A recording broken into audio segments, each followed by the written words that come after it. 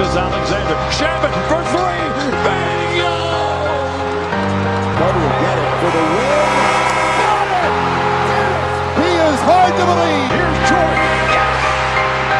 The Magic, a 360 turn with the dribble. Magic down the middle. Gives underneath the Worthy. Slam dunk. Bird in the corner. Double fake.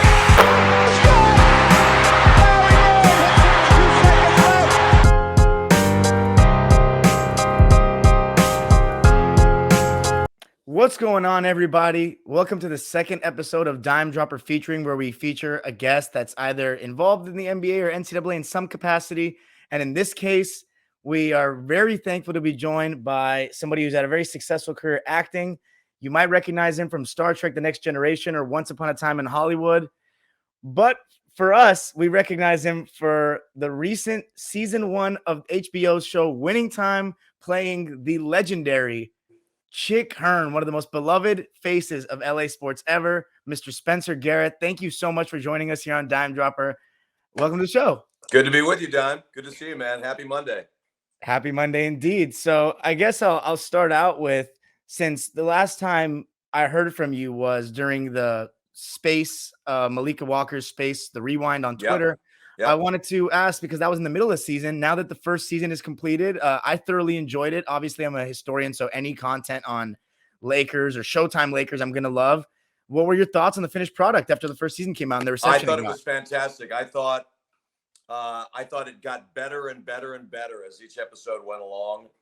And I have to say, and I'm not saying this because I was in the episodes, but episode 3, 5, 7, and 10 were some of the best episodes of television I've ever seen. I think it was the episode when Spencer Haywood, played by the great Wood Harris, when he gets kicked off the team. That great scene that he had with Kareem. I mean, just beautiful work from all those actors, man. It was just I'm such a huge fan of the show. Even if I wasn't in it, I would be a fan of the show. So I was really pleased to see how it coalesced and came along. And but the last 2 episodes, particularly 9 to 10, that's when I had the most work that I had to do as Chick Hearn, obviously calling all those games. So that was fun for me to watch.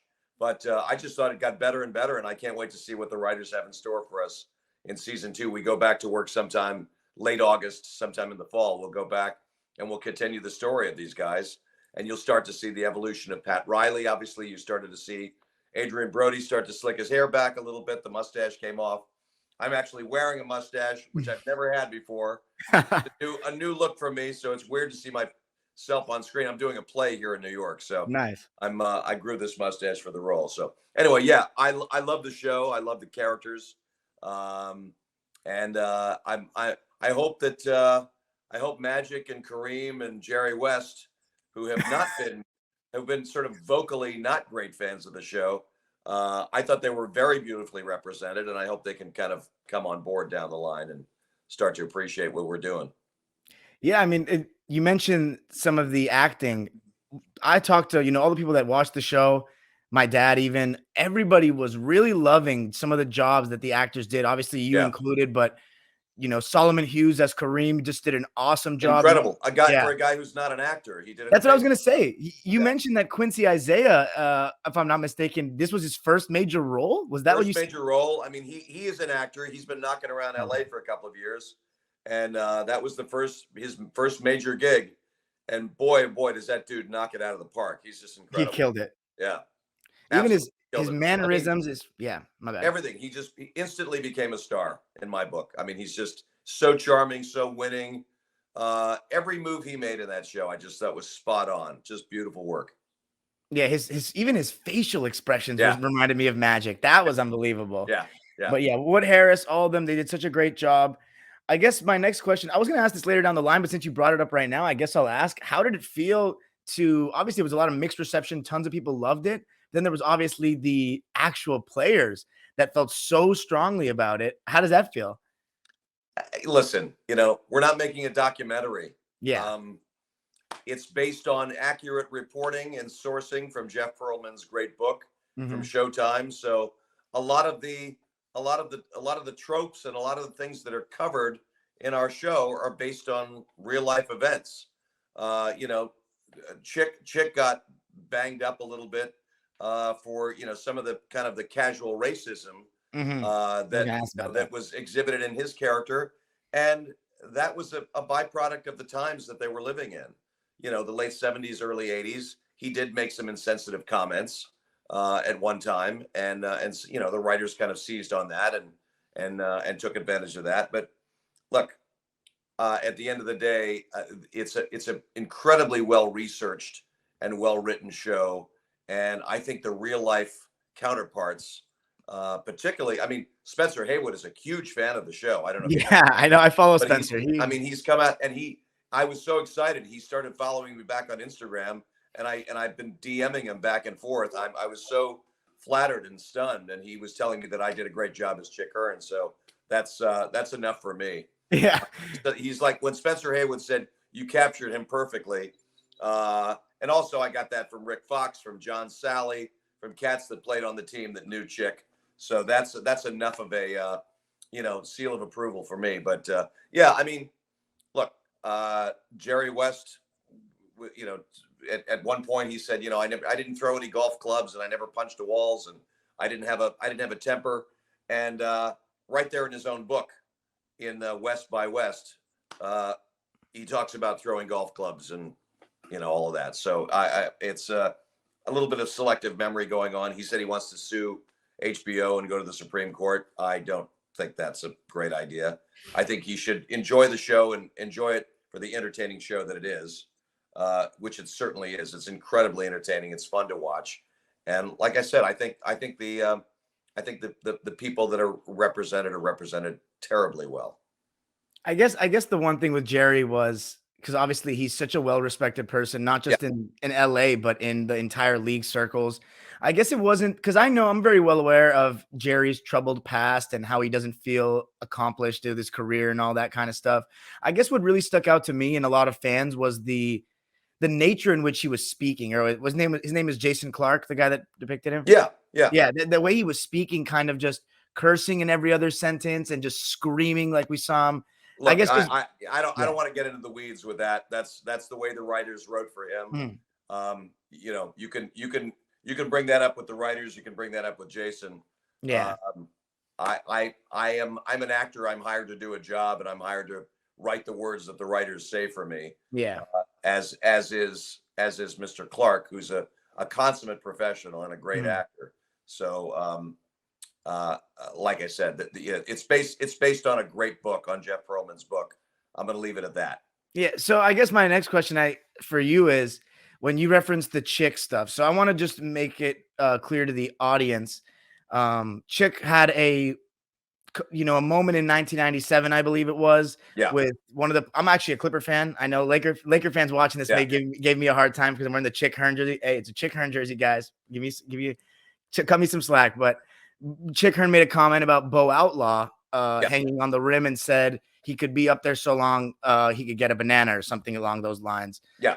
I just wanted to know, when you, obviously, as you say, you just get the lines and stuff like that. But when you got the lines, did you think to yourself, like, wow, like, did you like research to see if Chick made these comments, or like, were you curious We shot the pilot 3 years ago. So I had 3 months before we shot the pilot to do research on Chick Hearn. And then we shot the pilot in the fall of 2019. We were supposed to go into production 6 months later, and then the pandemic hit and we shut down for a year. So I had an additional year to do my research. So I did my homework on Chick. I knew that he made that comment. I knew he apologized about that comment the next day. It was a statement that got taken out of context and got twisted and contorted. If you go online, if you go on YouTube and watch the memorial service for Chick Hearn, and watch the way Magic Johnson and Kareem and Shaq and people that were around Chick for all those years, he called 3,338 games over 41 years for the Lakers. He was a part of that organization. He was a GM of the organization. The way those players, the African-American players, in addition to Jerry West and everybody else, the way they spoke so lovingly and fondly of him, any discussion about he was an inherent racist and all of that. That's garbage. You got to throw that out the window, But yeah, he made that comment. He said so and so hung from the rim long enough to eat a banana, and it got taken out of context. And then the next day he said, I was talking about the amount of time he was hanging from the rim. It was not so. Things get twisted and contorted, and it's great clickbait for the internet, and it's great fodder for the people that want to trash the show. But I think it's silly. So I guess my follow-up question would be, in those studies of Chick, did you find anything else besides that comment that happened to be like racially insensitive or anything? Not particularly. Okay, good. Yeah. Well, yeah, we love to celebrate Chick Hearn here, because the thing is, Chick is one of those guys. I'm here to celebrate Chick Hearn. I'm not. Right, I don't want to talk about. I don't want to get into the weeds about. No problem. Yeah. So no. Yeah, because Chick here is like, he's one of those people that I've only been alive for 23 years, but I haven't heard a bad word about a guy. So like, for example, when I saw that, my uncle, who's such a big Laker fan, was like, wow, like that hurt. Like I'm such a Chick fan. So obviously seeing that, but hearing it from you that say that, you didn't find anything else, that's I'm happy to hear that as well. So I guess also, listen, I read, I did a lot of research. I read Chick's autobiography, which was a work in progress when he passed away. It's filled with story after story after story after story of anecdotes from his teammates, from his coworkers, from his family about him. He was a beloved man, and it was a different time. So I'm going to leave it at that. Yeah, and to your point, Stu Lance immediately when he made that comment too came out and defended him adamantly as well. Yeah.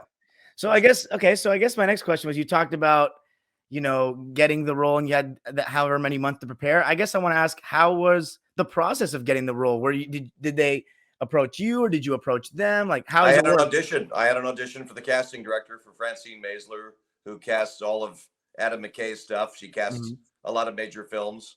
When I'd heard about the role, my manager happens to know Adam McKay, plays basketball with him, and I'd heard that this project was in the wind, and I'd met McKay a couple of times socially, and so I said to my manager, I said, you got to get me in that room, because I can embody this guy. I can play him in my sleep. So you were a Chick fan before already? Oh, sure. No, I grew up going to the Forum.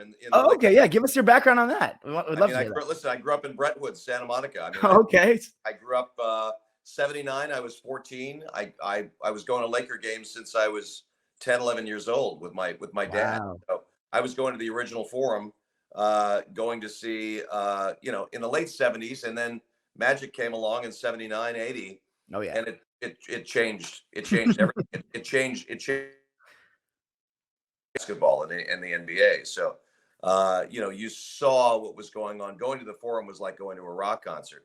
And, and then watching the Laker games on Channel 9 in LA, seeing Chick Hearn, watching him on daytime TV, watching him on Bowling for Dollars.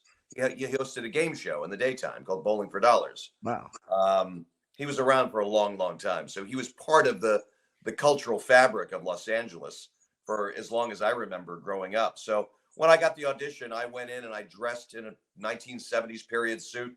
I went in and there was 15 pages of dialogue that I had to have memorized. It was Chick calling a game, watching the players go back and forth.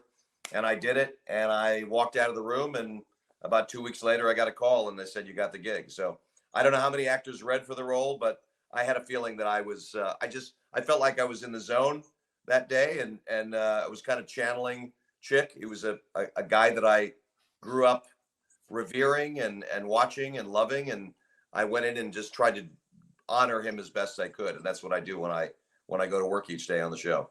That's awesome that you were a real fan of the Lakers and grew up in Los Angeles and got to represent Chick. I mean, that's got to be a bonus right there. Oh, absolutely. I mean, I'm sure they saw a lot of people for the role, but I felt like I was in a good position. I'd also heard that McKay had seen me in the Tarantino film and Once Upon a Time, playing a similar, playing a broadcaster guy, playing that news interviewer guy.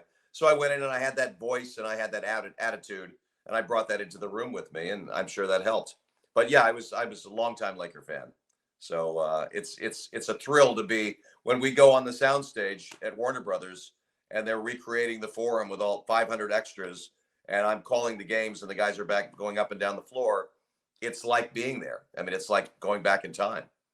So I guess I would ask too, were something that people have been talking about and giving some good reviews for is it's kind of hard to replicate NBA basketball being played, but the actors on the show actually did a pretty good job of having some decent scenes. Were those actors actually like good at solid basketball players? Oh yeah, well you got Jamel Atkins who plays Jamal Wilkes. Yeah, He's a terrific basketball player. Devon Nixon, who is I'm Norm assuming he had Nixon's something. son, is a terrific ball player.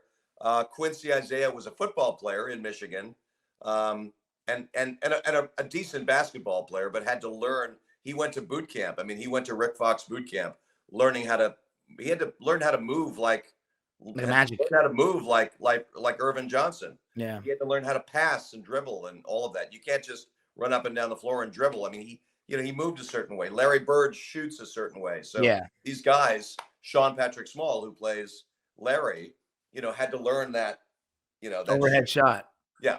So all of that, these guys, and obviously Solomon. I think Solomon played for the Globetrotters.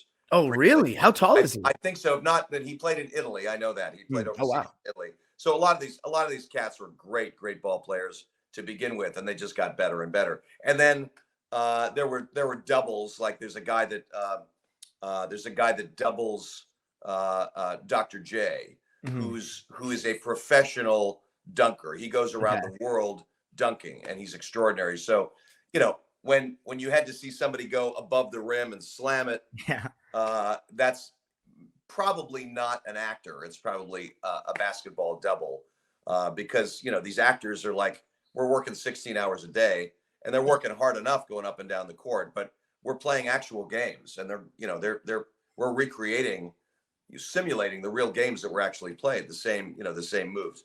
So they use basketball doubles that are much better basketball players than the actors themselves. But guys like Devon, obviously, and Solomon are superior ball players. How tall is Solomon? Solomon, I believe, is 6'11". Oh wow! Yeah, that's perfect guy to play. And his brother is like 7'1" or something. So he's a big dude. Wow. Yeah.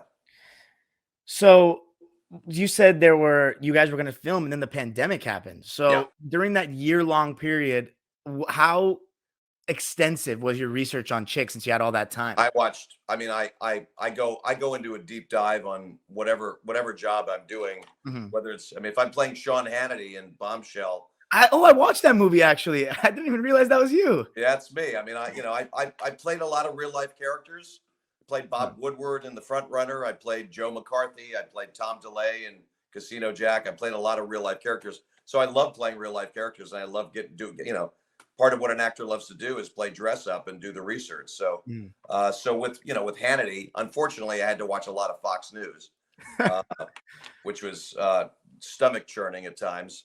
But just to get his voice and his manner, and all that. So with Chick, I had a lot of time. I probably watched a couple hundred hours. Wow. Chick Hearn on YouTube, and I got to the point where I could, I would screen mirror a game from YouTube onto my television set. And I would, whether it was a championship game or just a random game, I would turn the volume down and I would just start calling the games. That's great. In my living room. I actually did it the other night.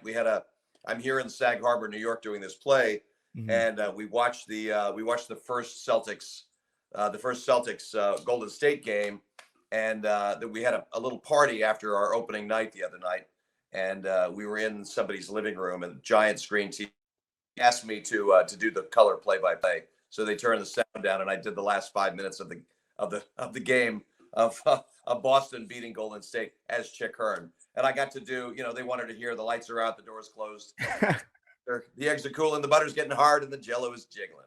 So I said that during a Celtics game, which might be sacrilege, but anyway. No, yeah, we could go all day with the Chick one-liners and like the lines. He's got he has so many lines that people don't even realize were coined by him. Oh, sure. Swish. Yeah, literally. Word swish, slam dunk, charity stripe, all of it. He coined so many of them. Yeah, it's incredible. So how was the actual filming? So when you got on set, the process of, what goes into all that for people that don't know, working with the other people, and how many days, for example, you have to be there a week and all these kind of things, and how long filming for season 1 really took? 6 months to film. We started last April. We ended at the end of October. And for me, I'm in makeup for 3 hours every morning, putting those prosthetics, the nose, the ears, the chin, the wig, all of it. There's a lot of wig work on the show, but I'm the only one, I believe. Hadley Robinson, who plays Jeannie Buss, she's got a prosthetic nose. Sally Field had a lot of prosthetic stuff because when she goes through her cancer treatment. But Chick Hearn had this sort of long beak of a nose, and so they have to put that on every morning, and that's a long process to blend that in. It takes a couple hours. So it was about 4 hours all told in makeup, from 4:30, 5 o'clock in the morning, and then we'd get started around 11 o'clock. Go on to set, and we work till 10:30, 11 o'clock at night. I toward the end, I started working more days as we got into the Lakers playing the championship games. But like on days where I would have a scene with Adrian Brody, like the fisting, the whole scene with him where I'm saying, is that real, by the way? Was that a thing that Chick did, the fist in the hand? Yeah. Yeah. That Okay. is a real thing that he did. I became friends with his granddaughter, with Chick's granddaughter. Awesome. And that was, I reached out to her. I met her before we shot the pilot, and I got great stories about her grandfather and pictures and great stories, family stories. That's awesome. About what it was like growing up with him. So that was a bonus, and I got to take that with me once we got into filming. A year later, a year and a half later. So there were long days. But I, as the Chick Hearn character, I worked probably 2-3 days a week. But it was a hell of a lot of fun, and I would come to the studio on days when I wasn't even filming just to watch. Oh, wow. That's awesome. So did you think that the finished product was even better than you expected, or was it just as you expected? Even better than I expected, because all of that exquisite camera work that they did, they shot it on Super 8, 16. They shot it on VHS. It had that feel of watching, a 1970s, VHS, VCR cassette tape vibe. It was just so perfect. It was the saturated film quality and all of that. It was just really gorgeous to look at. So I thought it was incredible. It had all the hallmarks of a great Adam McKay film, all the humor, all the great acting. Watching John C. and Adrian and Jason Segel, Tracy Letts, who plays Jack McKinney, the coach. He did a great job. Did an incredible job. I think we might be the only show in history that has 2 Pulitzer Prize winning playwrights in our cast. We had Tracy Letts as Jack McKinney. We had Stephen Adley Girgis, who plays Frank Mariani, the accountant. He's the sort of roly-poly guy that follows Jerry Buss around. So also a Pulitzer Prize winning playwright. Great cast, great acting. Just a deep bench of really talented people. So pretty cool thing to be a part of. So, and I know season 2 is just going to be even better. So season 2, and Chick will get his storyline will get more developed.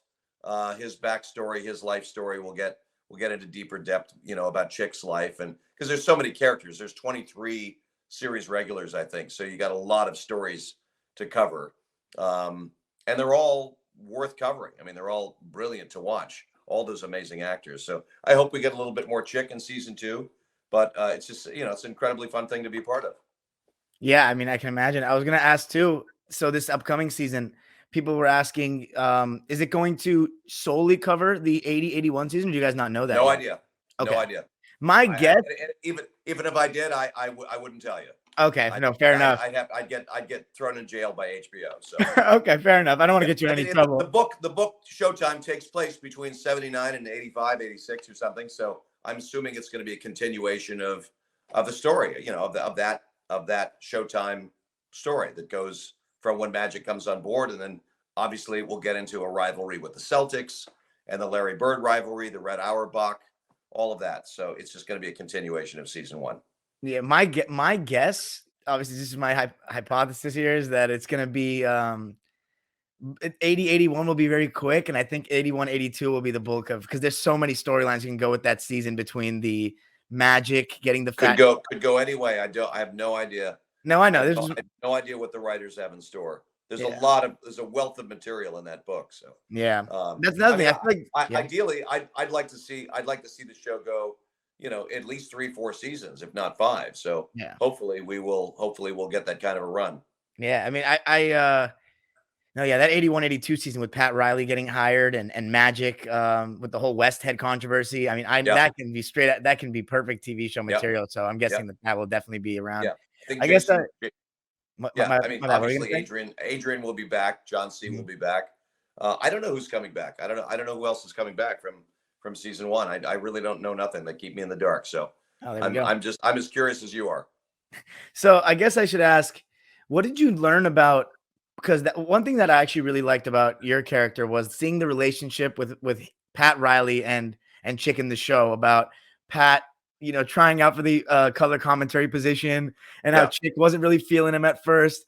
I guess because I think this show honestly is a great advertisement for Jeff Pearlman's book. I put it on my list. I definitely want to read it. So Oh, you should. yeah, It's hard to definitely. find now. It's Oh, actually really? it's hard to find on Amazon. It's actually I think it's pretty expensive to find on Amazon. So, Jeez. but it's a good read. I mean, it's already selling out on Amazon. Yeah. And I think HBO, from what I understand, HBO has optioned the book that he wrote after that, Three Ring Circus, about Magic and Oh yeah, Kobe and Shaq. Kobe and the Phil Jackson era. Yeah. Yeah, so I'm definitely gonna pick up Showtime. I guess my question was, what did you know about Pat Riley and Chick's relationship during that whole process, like the actual relationship? I knew based on reading Showtime and based on reading Chick's book. Yeah. There's a great, I think it was in, I want to say it was in 93 or 94. There was a tribute to Chick Hearn that they had at the Forum. And I bought online, I found on eBay, I found the program from it. And there was a letter that Pat Riley had written to Chick Hearn. There was sort of testimonials from different people that Chick worked with, from Jerry West and from Westhead and from all the people in the organization that Chick worked with and around. But there's a beautiful letter, a very funny and sarcastic letter that Pat Riley wrote to Chick about their relationship. I mean, it was a teacher-student kind of mentor-student relationship that they had.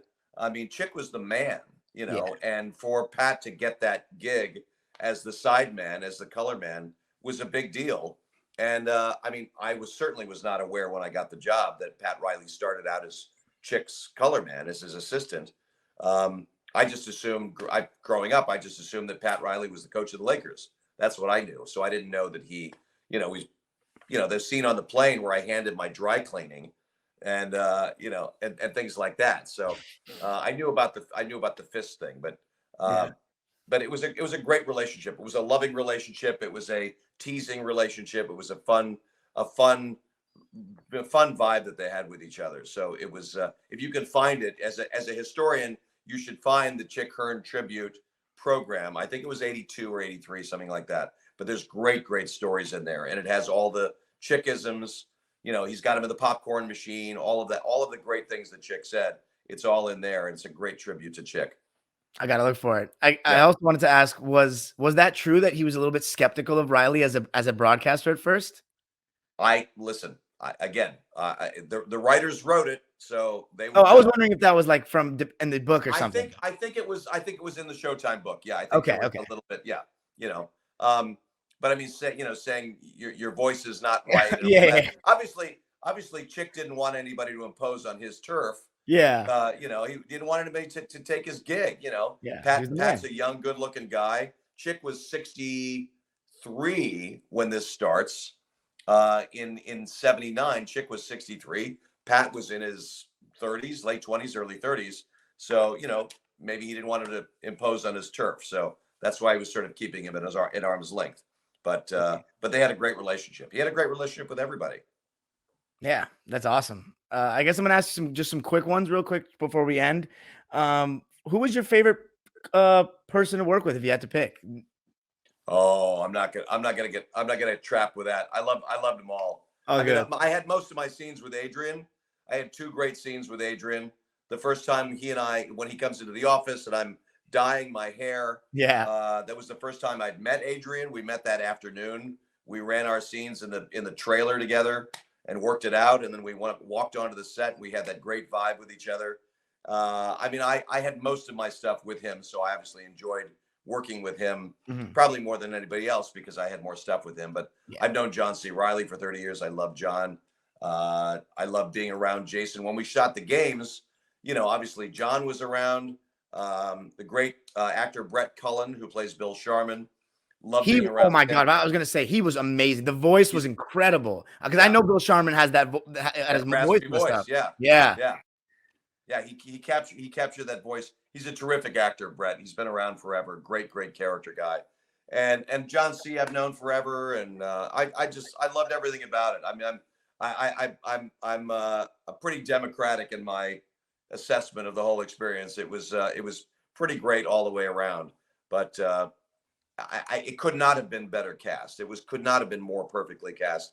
And everybody's just at the top of their game. Sally Field, I walk into the makeup trailer, I look over, there's Sally Field sitting next to me. You got Oscar winners and Oscar nominees and Pulitzer Prize winners, and I just pinch myself every day I came to work. That's awesome. Yeah. What about favorite Laker? Favorite Laker? Wow. I gotta say, I was a Jamal Wilkes guy. Wow. Back in the early days. I love Silk. I love Jamal Wilkes. And then I went to Duke. So, it was great to see Worthy. I loved James. Even though he's a Carolina guy? What's that? Even though James is a Carolina guy? I'm an ACC guy. So, James was at Carolina when I was at Duke. And so Oh, awesome. Duke was not a great team when I was there. I was there in the late 70s, early 80s. I was there before Krzyzewski came. Yeah. And before they became the great, powerhouse that they were. So I used to go to Chapel Hill to watch this kid, Michael Jordan, play, that everybody's talking about, So it was Jordan and Worthy and Perkins. But I also love Byron Scott was a blast to watch too. I love watching Byron. And then in the later years, certainly, Kobe, obviously Kobe was thrilling to watch. I'm sad that we lost him. Yeah. But what an incredible talent he was. So I got to see him. One of the last games that I saw in the Staples Center, I saw Kobe drop 50 points. This is 3 years ago. I guess right before he passed. He passed away 3 years ago. So I got to watch him drop 50 points. Just lit the place up. It was incredible. So I loved him. But if I had to pick one, I'd probably say Byron. Wow. Yeah. Okay. Yeah, mine is probably, I would say, even though I didn't grow up with him, Magic. For me, he just resembles everything I love about basketball with his enthusiasm and his passing. But and I guess my last question would be, what would you say to any aspiring actor, like the passion for it? Like, how did you become Spencer Garrett? Like, you know what I'm saying? Oh man, I'm still becoming Spencer Garrett. I'm a work in progress. I'm here. I haven't done a play in 10 years, so I'm here in Sag Harbor, New York, doing a play directed by Jason Alexander, the great Jason Alexander from Seinfeld. It's a wonderful play with great young actors. I'm always trying to learn. I'm always trying to get better. I'm still in class. I still study. I still read plays all the time. I still go to the theater. I went to see 5 plays while I was in Manhattan rehearsing for this play. I was in Manhattan for 3 weeks rehearsing this play. I went to the theater probably 8 times and soaked up as much theater as I could. So I would say to any young actor, see as much theater as you can. Go back and watch the classic films. Even if you're born in the 80s or grew up in the 80s, 90s, 2000s, go back and watch the classics from the 40s, 50s, 60s. The golden age of filmmaking for me is the 1970s. I know I'm talking way before your time, but no, but I like the giving flowers to the past is one thing I do. So I love it. Absolutely. So, go back and watch the greats, watch Gene Hackman and Robert Duvall and Jack Nicholson and the great films from the 1970s. That's where I learned. That's what I grew up watching. Al Pacino, Dustin Hoffman. Right before I came on with you, I was watching the Paramount Plus series, The Offer, which is about the making of The Godfather. Which is a fun thing to watch, and so I grew up watching The Godfather and the Godfather films and watching Al Pacino, who came from out of nowhere. So I love all of it. So I'm here doing a play, feeding my Theater Jones, feeding my need to be on stage and do some comedy, which I don't get to do that often. and then we finish this in June, and I'll go back to work in the fall on the Laker thing. And I've got a couple of things coming out that I'm promoting, and a couple of things that I'll do in between before we start work on season 2. But you know, how did I become Spencer Garrett, man? I'm still working on it. That's a great answer. Well, I just wanted to say thank you so much, Mr. Garrett, for joining us. It was great insight, and I'm super excited for season 2. I was telling my dad yesterday that it feels like our Sundays are missing something. We miss it once a week. So I know. I was sad when it ended, right? Yeah. Episode 10 was such a great episode. And I wish we could have done 20 episodes this season. So we'll get back to work. We'll put some more shows on the air for you. We'll get them out soon. Looking forward to it. Thank you so much. And make sure to follow Mr. Garrett on Twitter. I follow him. So I'm at one Spencer Garrett on Twitter. And then on an Instagram, I'm Spencer Garrett 1, Spencer Garrett number 1. We'll So check follow it me out. there. I'm gonna make sure I follow you on Instagram as well. Thank you so much. Please do.